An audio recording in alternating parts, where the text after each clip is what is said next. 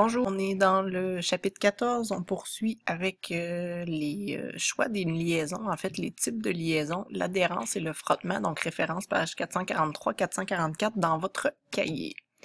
Donc, les types de liaisons et les guidages qu'on va choisir, c'est selon l'utilisation qu'on veut en faire. Donc, là, j'ai pris le tableau qui était déjà dans votre cahier, je l'ai scindé en deux pour qu'il rentre sur ma diapo, mais je vais y aller très sommairement, là, puis si vous avez plus de questions, ben, vous pourrez regarder directement là, tout ce qui est écrit.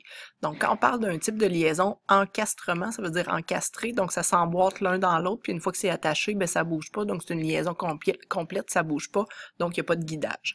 Si on parle d'une liaison glissière, ben ça s'emboîte l'un dans l'autre, mais ça engendre une possibilité de mouvement en translation. Quand on parle d'une liaison pivotée, ça veut dire que ça tourne, donc c'est une liaison, c'est sûr, qui est partielle, et ça permet un guidage en rotation. Donc l'exemple des ciseaux, c'est toujours un bon exemple à garder en mémoire. Sinon, type de liaison pivot glissant, donc pivot, ça veut dire que ça tourne, glissant, ça veut dire que ça glisse. Donc là, c'est un guidage mixte, donc rotation et translation. L'exemple de la pince qui est là, que j'ai déjà mentionné dans une autre vidéo, donc ça permet de tourner, mais ça permet aussi d'ajuster en translation. Quand on parle d'une liaison hélicoïdale, ben hélicoïdale, pensez à quelque chose qui est vissé, donc quand on tourne par exemple l'écrou qui est là, ben ça lui permet de translater d'un côté ou de l'autre. Et la liaison rotule fait référence au guidage sphérique, donc une sphère qui tourne comme une manette de jeu vidéo. Maintenant, quand on parle d'adhérence et de frottement, en fait, il y a une petite distinction à faire entre adhérence et frottement.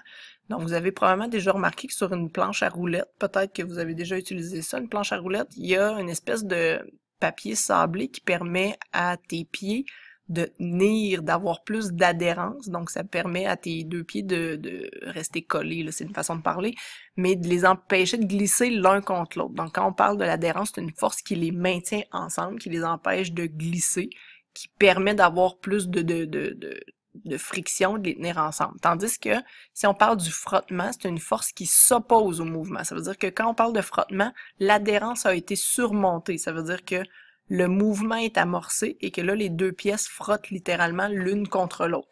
Quand il y a du frottement, le frottement peut être bien, mais peut être indésirable aussi, parce que dès qu'il y a du frottement, il y a des pertes d'énergie sous forme de chaleur, parce que ça frotte, ça devient chaud. Donc, le frottement peut abîmer, par exemple, certaines pièces. Exemple ici, vous avez ça dans un piston cylindre, en fait, c'est présent dans plusieurs moteurs. Donc, le piston, c'est ce qui est ici, là, c'est identifié. Le cylindre, c'est ce qui le guide. Donc, le piston va monter de haut en bas comme ça. Et il y a de l'huile dans un moteur. L'huile, elle sert à quoi? Elle sert à réduire le frottement pour empêcher que le piston, quand il frotte sur le cylindre, que les pièces s'abîment, qu'il y ait des pertes d'énergie sous forme de chaleur, parce que la chaleur, c'est pas toujours voulu. Ça crée des pertes d'énergie, puis on veut toujours conserver le plus d'énergie possible. C'est quoi les facteurs qui affectent l'adhérence et le frottement? Donc, les types de matériaux, en fait. Selon les matériaux qu'on va choisir, ben, il va y avoir plus ou moins d'adhérence. Donc, par exemple, pour faire cuire un œuf, ben, tu veux un poêlon qui est très anti-adhésif, donc tu veux pas que ça colle. Donc, c'est glissant. Par contre, le caoutchouc va générer plus d'adhérence. C'est pour ça qu'on met des tapis de caoutchouc dans les escaliers en hiver pour que ce soit moins glissant, donc plus adhérent. L'état des surfaces, ça veut dire que c'est en fait l'usure aussi de tes surfaces. Donc, les surfaces qui sont plus rugueuses, c'est plus adhérent. Les surfaces lisses, c'est moins adhérent.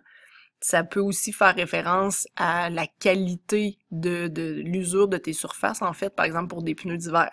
Les pneus d'hiver, on veut qu'ils soient plus adhérents que les pneus d'été.